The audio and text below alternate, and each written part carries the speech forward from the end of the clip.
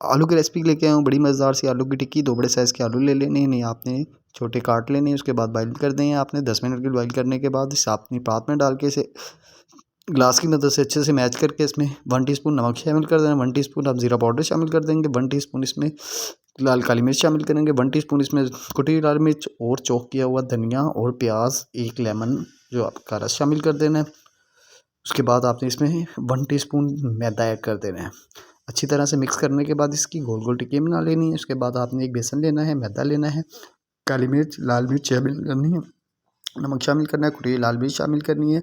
इसमें पानी शामिल करने के बाद इसका अच्छा सा लिक्विड बनाना है, फूड कलर शामिल करने हैं अगर आप चाहें तो। उसके बाद अच्छी तरह से इसमें डीप करके आपने इसे फ्राई कर लेना है। ये देखें जी, बहुत बेहतरीन सी टिक्कियाँ तैयार हैं। जैसे मर्ज़ी इसकी शेप बना लें, पुदीने की चटनी बना लें साथ, उसके साथ मज़े से इसको खाएं और दुआओं में याद रखें। अल्लाह हाफ़िज़।